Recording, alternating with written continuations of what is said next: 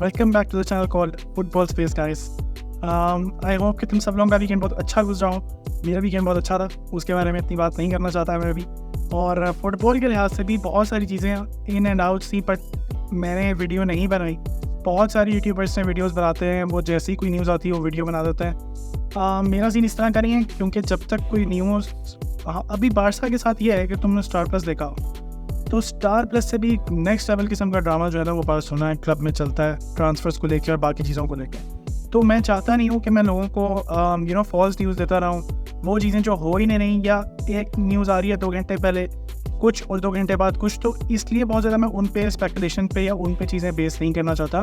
So that is the reason कि मैंने wait किया। मैंने कहा let the weekend pass away, कोई अच्छी न्यूज़ हमें मिलेगी तो वीकेंड पे अगर संडे को आ जाती अपडेटेड चीज़ें तो मैं संडे को वीडियो बना के निकाल देता, बट अनफॉर्चुनेटली वैसा नहीं था। So here we are today. तो फिर आज थोड़ी चीज़ों पर क्लैरिटी है, तो फिर आज उस चीज़ों के बारे में बात करेंगे।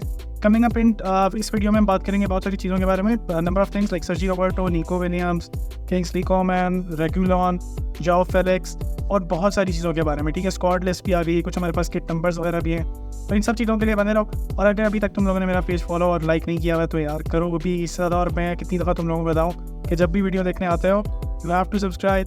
नीचे सोशल मीडिया के लिंक्स गिवन है, वहाँ पे जाओ, सोशल मीडिया पे फॉलो करो। बहुत सारी डिफरेंट चीज़ें मैं कर रहा होता हूँ सोशल मीडिया पे, तो हम सब उस पर पार्टिसिपेट कर सकते हैं। बहुत अच्छा आई थिंक सो कन्वर्सेशन और शुगर हो सकता है वहाँ पे। सो विदाउट फर्दर डिले हम स्टार्ट करते हैं आज, और स्टार्ट करते हैं अपनी हम पहली न्यूज़ से, जो कि है सर्जी रॉबर्टो के ऊपर। और सर्जी रॉबर्टो जो है हमें पता है लेजेंड ऑफ अ क्लब है, ठीक है, हम बहुत मजाक भी उड़ाते थे उनका, but now he is out from our club, so kudos to him. ठीक है, बहुत अच्छी उनकी सर्विस रही, हमें याद रहेगा उनका 6-2 वाला गोल। बट अगेन बहुत लेट कर दी, बहुत डिले करते हैं ये प्लेयर्स एज बड़े क्लब को छोड़ने के, क्योंकि दे नो, और उनके लिए कोई ऑफर्स भी तो नहीं आती। ऐसे बहुत से प्लेयर्स हैं हमारे पास, अंसू फाटी हो गए, सर्जी रॉबर्टो हो गए, ओवर स्टे किया इन सब लोगों ने। ठीक है, ओवर स्टे करके अपने आप की वैल्यू आप खुद ही कम कर रहे होते हो। क्लब को तो आप घसीट ही रहे हो उसके अंदर, बट आप मतलब you are wasting your own talent. I think Sergi Roberto अगर आज से 2-3 साल पहले एटलीस्ट किसी और क्लब में जाता तो कोई ना कोई अच्छा क्लब उनको ले लेता और वो एक अच्छे उसमें होते। अब now he is aged a lot, और अभी उनके पास अपॉर्चुनिटीज़ और ऑफर्स बहुत मिनिमल सी हैं। सो लेट्स सी कि वो किधर एंड अप होते हैं। But anyway, nevertheless thank you so much Sergi Roberto for your services. अगले टॉपिक के बारे में आते हैं, जो कि हमारा बिगेस्ट ड्रामा। जैसा कि मैंने तुम लोगों को बताया कि स्टार प्लस से कम तो हमारा क्लब नहीं है। सो ब्रेकिंग न्यूज़ ये है कि अब निको विलियम्स को मिल चुका है, गेस करो शर्ट नंबर कौन सा, नंबर 10। तो बेसिकली उनको कहीं ना कहीं एथलेटिक बिल्बाओ का मेसी बना दिया गया, नंबर 10 की शर्ट दे रहे हैं। एथलेटिक डिफरेंट अतरंगी हरकतें करती रहती है ऑब्वियसली, और उनको करनी ही पड़ेंगी। उन्होंने अपने प्लेयर को किसी ना किसी तरह तो होल्ड करना है, स्टे करना है। इस सारी सिचुएशन में अब उनको नंबर 10 की जब शर्ट मिली है, तुम स्क्रीन शॉट पर देख रहे हो, फैब्रिजियो रोमानो ने रिपोर्ट किया है प्रॉपर, उन्होंने कहा कि I am very proud to get this shirt from Muniain के पास नंबर 10 शर्ट थी, and make history as he did here at the club. अब इससे ज़्यादा एक प्लेयर को लेकर और क्या बताए, नंबर 10 की शर्ट है, ही लुक्स हैप्पी। उन्होंने इंस्टाग्राम पे बहुत सारी पोस्ट डाली। एक चीज़ कंफर्म है कि यहाँ पे अगर किसी का कटा है तो वो बारसा का है, सीधी सी बात है। और वो हमारे लापोर्टा और डेको कटवाते ही रहते हैं, उसमें कोई बड़ी बात तो है नहीं, ना कुछ नया है। सो आई थिंक सो कि shame on this management again. जैसे कि मैंने कहा था हैशटैग डेको आउट, तो वो हैशटैग मेरा अभी भी अलाइव है, हैशटैग डेको आउट। डेको ने सारी डील्स पे पानी पी रहा है, ठीक है, किसी तरह से अच्छी नेगोशिएशंस नहीं की, कुछ अच्छा ऑफर नहीं करके दिया। एंड पे जब उनकी हालत टाइट होगी, उन्होंने कहा भाई कोई प्लेयर मैं नहीं ला के दे सकता, मेरी जो जॉब खतरे में, तो भी क्लब के खर्चे पे जहाज़ लेके वो गए डानी ओल्मो के पास, भीख मांगी आरबी लाइप्जिग से कि 5 मिलियन छोड़ दो, तब जाके कहीं डानी ओल्मो साइन हुए। और डानी ओल्मो की अगली बात करता चलूँ तो डानी ओल्मो साइन तो हो गए हैं, पर अब रजिस्टर किसने करना है भाई? तो अब खबरें आ रही है कि अभी बार्सिलोना के पास फाइनेंशियल डेफिसिट इतना ज़्यादा है कि उनको वो रजिस्टर ही नहीं कर सकते। सो देखो, मैं आपसे पहले भी यही बात कर रहा था कि इन फाइनेंशियल एस्पेक्ट्स में Laporta is just speculating, Laporta is just over selling everything, जो कि उनका काम है, जो कि वो करते हैं।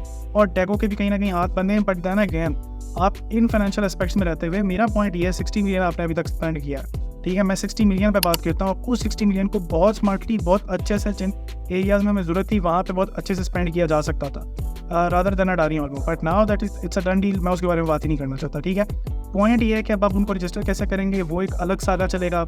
हम डेडलाइन डे तक जाएंगे, अब हम कहेंगे हम इसको बेच देंगे, यहाँ से हम लिवरपूल करेंगे, उसको बेचेंगे, ये बारसा स्टूडियोज़ का पैसा आना है, नाइकी डील आ रही है, स्पॉन्सरशिप आ रही है, 40 मिलियन यहाँ से आएंगे, 30 मिलियन यहाँ।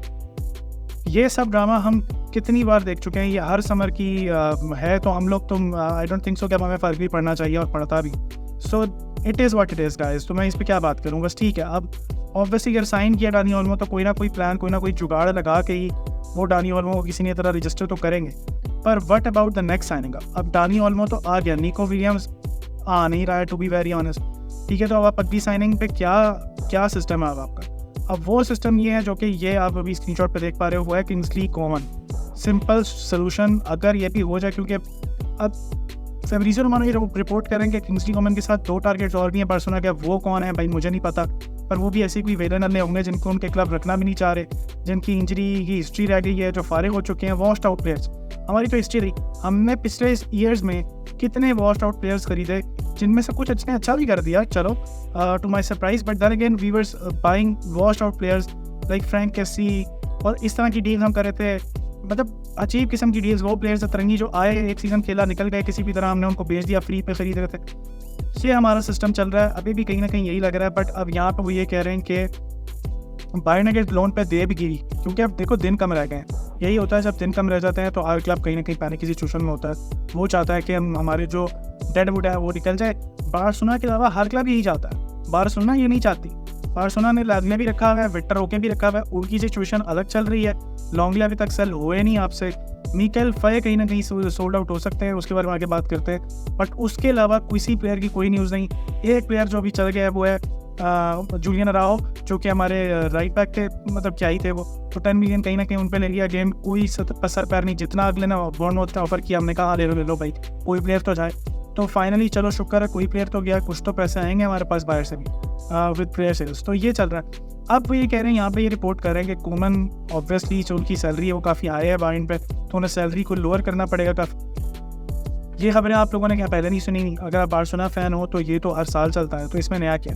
सो देन अगेन देखते हैं। मुझे लगता नहीं है कोमन के पीछे कहीं ना कहीं आर्सेनल और बाकी क्लब्स भी हैं, ठीक है, क्योंकि ऐसा नहीं है कि कोमन कोई बिल्कुल ही फारिग प्लेयर है। आई rate him highly, but game वो इंजरी प्रोन रहे हैं, बहुत मसला उनका, कुछ मैचेस खेल पाएंगे अगर इंजरी हो गई, और अब उस तरह की वो डेडली पेस उनमें नहीं रही। बट देन अगेन कुछ ना होने से कुछ होना बेहतर है। तो अभी हम वी कैन नॉट, वो कहते हैं ना बेगर्स कांट बी चूजर्स, तो वी कांट बी चूजर्स भाई, वी आर बेगर्स, ठीक है। जो मर्जी ला दो हमें, नहीं तो हम तो अंसू फाटी से खेलेंगे लेफ्ट विंग पे, तो फिर उससे तो बेहतर ही होगा कहीं ना कहीं किंग्सली कोमन। तो चलो ठीक है, जो आ रहा है सो आ रहा है, आने दो 100 का। आगे चलते हैं, जल्दी बात करते हैं। हमारी स्क्वाड लिस्ट है जो कि आ चुकी है अगले मैच के लिए, जो कि मोनाको पे है। इसके बाद बाकी न्यूज़ पे आता हूँ, पर पहले बार्सिलोना का 4 दफ़ा चैप्टर क्लोज कर लो, उसके बाद बाकी न्यूज़ पे आता हूँ। इसमें अगर आप देखो तो मैं आपको स्क्रीन पर देख पा रहे हो जो अच्छे इंपॉर्टेंट प्लेयर्स होंगे कहीं ना कहीं जो स्टार्ट करेंगे उनका बताता हूँ। बाकी लिस्ट तो आप देख लो अपने सामने।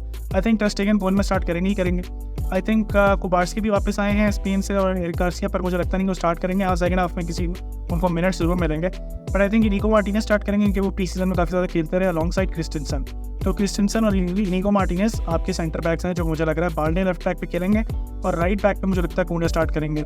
इसके अलावा तो आपके पास कोई और ऑप्शन है भी नहीं। और अभी चल के बात करते हैं कि आगे फुल बैक की सिचुएशन पे भी क्या चल रहा है। उसके बाद कहीं ना कहीं अगर हम मिडफील्ड की बात करें तो मुझे लगता है देन अगेन कसाडो और बर्नाल को स्टार्ट करना चाहिए, कंसीडरिंग कि वो दोनों की पेयरिंग बहुत अच्छी है और प्री सीजन में भी बहुत अच्छा खेलते आ रहे हैं। बट वी कुड बी ना सरप्राइज में भी गुंडोगान स्टार्ट कर जाए, यू नेवर नो। उसके बाद हमारे अटैकिंग मिडफील्डर में ज़्यादा खबरें तो यही कि पाब्लो टोरेस स्टार्ट करेंगे। लेट्स सी, क्योंकि डानी ओल्मो को अभी वो फुल मिनट्स नहीं दे सकते, वो मे भी बेंच से लाएंगे, जो भी सीन चल रहा है। बट अगेन कुछ इस तरह का सीन चलेगा। अगेन फ्रंट 3 मुझे लगता है कि पाओ विक्टर रहेंगे। विक्टर ओके का तो एक अलग ही सीन चल रहा है। विक्टर ओके को बुखार हो जाता है, वो आते हैं ट्रेनिंग में आ नहीं रहे। वो क्लब उनको ऑब्वियसली सेल करना चाहता है भाई, पर कोई लेने वाला भी तो हो। यही होता है जब आप शेडी डील्स करते हो। इसके बारे में बड़ी बात नहीं करना चाहता, बाहर में जाए मेरी तरफ से, सेल होंगे, जो भी होगा आप देखी जाएगी। और विक्टर राइट पे खेलेंगे, राइट विंग सिचुएशन पे। सेंटर में आपके खेलेंगे लेवेंडोव्स्की, और लेफ्ट विंग पे कहीं ना कहीं मुझे लगता है कि आपके राफिनिया स्टार्ट करेंगे इन सारे प्लेयर्स को देखते हुए। और फिर ऑब्वियसली सेकंड हाफ में या डाउन द लेन 55-60 मिनट पे बहुत सारी चेंजेस होंगी। मुझे लगता है 10-11 प्लेयर्स जितने भी हो सकते हैं बदलने, वो बदलेंगे आंसर फ्लिक ताकि ट्राई आउट करें। और इंपॉर्टेंट मैच होगा मोनाको के साथ, अच्छा मैच होगा। डानी ओल्मो देखने को आपको ज़रूर मिलेंगे यहाँ पे, ठीक है। अब मैं फुल बैक सिचुएशन की बार्सिलोना पे बात करता हूँ। देखो हमने सुना था कि भाई जाओ फेलिक्स के चैप्टर पे आता हूँ। जाओ कैंसेलो हमारे पास लास्ट टाइम लोन पे थे, तो काफ़ी सारे लोगों ने कहा कि जाओ कैंसेलो को ही ले लो, तो बार बार बार्सिलोना उसके पीछे लगी हुई है, पर वो खबरें बिल्कुल ठंडी हो गई। अब बार्सिलोना एक और प्लेयर के पीछे लगी हुई जो कि सर्जी रेगुलोन। आपको पता है स्पर्स के प्लेयर हैं, वो लेफ्ट बैक हैं और सीजन लोन पे खेलते रहे इधर उधर, कभी एटलेटिको में कभी कहीं रोलते ही रहे, टू बी वेरी ऑनेस्ट। तो अब अगेन मैंने कहा वॉस्ट आउट प्लेयर्स की हिस्ट्री है, पर चलो ठीक है, कहीं ना कहीं बैकअप लेफ्ट बैक के तौर पे अगर आप देख रहे हो, क्योंकि हमारे पास प्रॉपर लेफ्ट बैक एक ही है जो कि बाल्डे है, उसके अलावा हमारे पास कोई प्रॉपर लेफ्ट बैक है नहीं। तो मे बी इसलिए बार्सिलोना जो है वो चाह रही है कि एक लोन टाइप डील बना लें कहीं सस्ते में चिन्नी बने में अगर हो जाए और हमारे पास एक बैकअप प्लेयर आ जाएगा एज रेगुलर, उनके पास एक्सपीरियंस तो है ला लीगा का भी और बाकी चीज़ों का भी, तो एक अच्छे बैकअप ऑप्शन हो सकते हैं। Not bad I would say, इस पर ज़्यादा बात क्या ही करें। आगे बात करते हैं हम अपने एक सेंटर बैक की अगेन जो कि है मिकाइल फाइक। तो मोनाको कहीं ना कहीं उनके चक्कर में है और आज वो मोनाको की जब मैच और रिप्रेजेंटेटिव्स आएंगे तो कहीं ना कहीं उनकी डील के बारे में बात करेंगे बार्सिलोना से 1-on-1। तो मुझे लगता है ऐसा ही कि मिकाइल फाइक मोस्ट प्रॉब्ली सर सोल्ड हो जाएंगे क्योंकि हमारे पास सेंटर बैक्स में ऑलरेडी बहुत ज़्यादा रश और बहुत ज़्यादा ऑप्शन है। अब जहाँ हमने बात की हमारे लास्ट सीजन लोनीस की जिसमें जॉ के चलो थे, वहाँ बात कर लेते हैं जॉ फिलिक्स की। तो जॉ फिलिक्स मैंने पहले कहा था बार्सिलोना वो नहीं आ रहे बिल्कुल भी, चाहे निको विलियम्स आए ना आए, उनका सीन बार्सा से ख़त्म है। अब खबरें ये आ रही है कि वो चेल्सी जा रहे हैं, उन्होंने चेल्सी के लिए हाँ कर दी है, चेल्सी निगोशिएट कर रही है और मोस्ट प्रॉब्ली वो चेल्सी में लैंड अप कर जाएंगे। अब ये खबरें हैं, सो लेट्स सी कि वो करते हैं या नहीं करते लैंड अप, और ये हमें देखना पड़ेगा, ठीक है। तो ये एक छोटा सा राउंड अप था जो मैंने आपको बेसिक न्यूज़ का दे दिया। उसके अलावा मैं बात करना चाहूँगा जिस निको विलियम्स वाले ड्रामे के बारे में थोड़ी सी बात की। देखो निको विलियम्स के चक्कर में ना बार्सिलोना अपना टाइम कर रही है टोटली ज़ाया, मुझे ऐसा लगता है, ठीक है। और अब तो कोई ट्रांसफ़र ना कुछ लंबा खींच गया है। आई पर्सनली थिंक के मतलब हर चीज़ की क्लेमेंट होती है। आई थिंक सो कि इट्स हाई टाइम की जहाँ पे बार्सिलोना रियलाइज़ करे कि यार बस ठीक है, एक प्लेयर नहीं आ सकता, नहीं आना चाहता। अब वो सोशल मीडिया पर इस तरह की हरकतें कर रहा है क्लब, ये भाई नहीं आना चाहता ना वो, अगर उसकी इतनी वेल होती तो आ जाता। और इसकी दूसरी ओपिनियन ये भी है कि बार्सिलोना के पास इतना पैसा भी कहाँ है, तो प्लेयर चाहता है कि भाई मुझे प्रॉपर ग्रीन लाइट मिले तो मैं आऊँ ना, नहीं आए तो मैं अपने ऑलरेडी क्लब से कैसे बिगाड़ूँ। इट्स जस्ट लाइक कि आप देखो रिज़ाइन करते हो तो आप ये कहते हो ना कि अगला बंदा मुझे ऑफर लेटर तो दे प्रॉपर, ठीक है, इन राइटिंग दे, सारा कुछ दे, तो मैं यहाँ से रिज़ाइन करूँगा। So this is how it is, और इसके लिए वो डिले हो रहा है। और देखते हैं, मुझे लगता नहीं कि निको विलियम्स आने वाले हैं। अब बहुत सारे लोगों ने रिपोर्ट किया कि ग्रीन लाइट हो गई है, येस कह दिया उन्होंने बार्सा को, कहीं को भी येस नहीं कहा, और अगर कह भी दिया तो बार्सा पहले येस कहे ना भाई, बार्सा लाइफ ऐसे। खैर अब इस वीडियो को लंबा किए बगैर हम जल्दी थोड़ी सी जो latest transfer updates all around the world चल रही हैं उनके बारे में जल्दी बात करेंगे।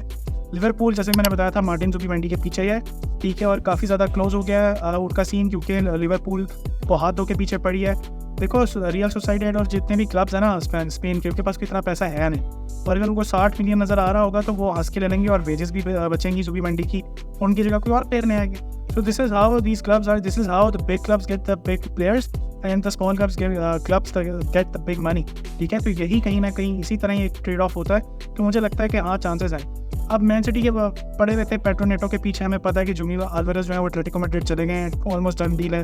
तो सिटी उनका कहीं ना कहीं बैकअप ढूंढ रही है और पेड्रो नेटो को उन्होंने डिफाइन किया था, बट पेड्रो नेटो चेल्सी ने जो कैरियर मोड खेल रहे हैं उन्होंने उसको भी खरीद लिया, तो उनका सीन बैड है, ठीक है। अब कहीं ना कहीं फ्रैंकी डियोंग के पीछे अगेन एरिक टेन हाथ पड़े हुए, और उनको ये रिपोर्ट हो रही है कि भाई 75 मिलियन कम से कम यूरोस देने पड़ेंगे बार्सा को अगर उन्हें फ्रैंकी डियोंग चाहिए। वो 60 मिलियन की बात कर रहे थे। 75 million make sense, but then again अगर आप फ्रैंकी डियोंग भी दे देते हो आप बहुत लाइट हो जाओगे उन पोजीशंस में जहाँ आपने डीएम भी साइन नहीं किया, ठीक है, बहुत लाइट हो जाओगे।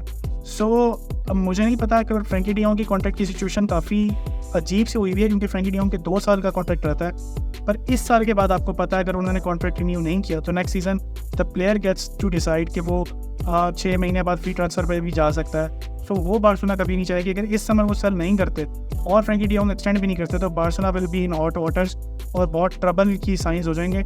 सो मुझे लगता है करंट फाइनेंशियल सिचुएशन में तो भाई 1-1 मिलियन जो है, 1-1 यूरो, 1-1 पेनी हमारे लिए वो बनी हुई है।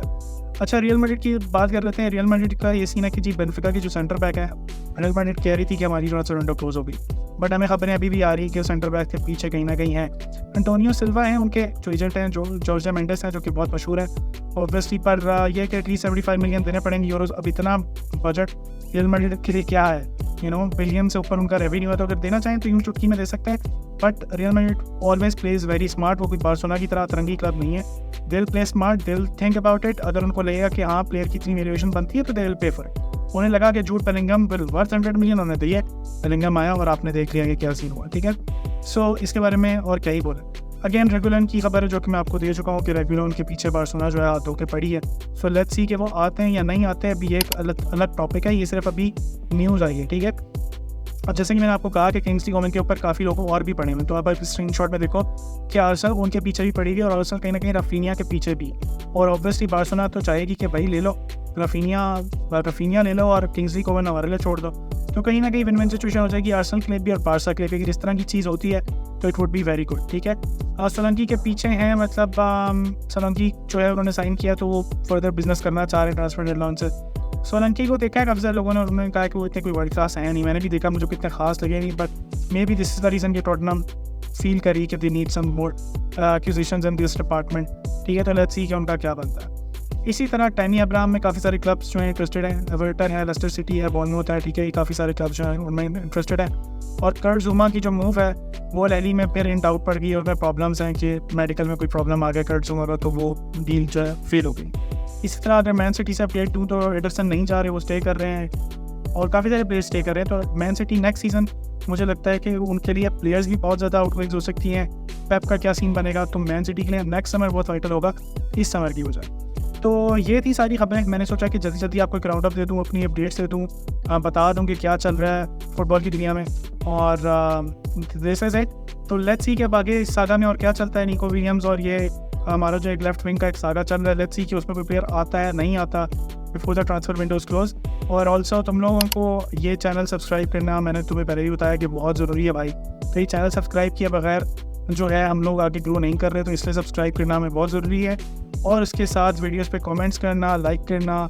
और मैंने आपको जैसे बताया कि सोशल मीडिया के बहुत सारे लिंक्स डाउन द ग्राउंड हैं। मतलब आपके पास इंस्टाग्राम का लिंक है, हमारा इंस्टाग्राम का पेज है पूरा, जहाँ पे बहुत ज़्यादा शॉर्ट्स और रील्स डालता रहता हूँ और भी बहुत सारी चीज़ें डलती हैं। टिकटॉक पे भी हमारा अकाउंट है, टिकटॉक पे भी आप फॉलो कर लो। और अगर आप चाहते हो कि कहीं और हमारी प्रेजेंस हो तो वो भी मुझे बताओ, do let me know in the comments below. और मिलता हूँ तुम लोगों से अगली वीडियो में। अपना ख्याल रखो, सी यू, टेक केयर, हस्ता, बाय बाय।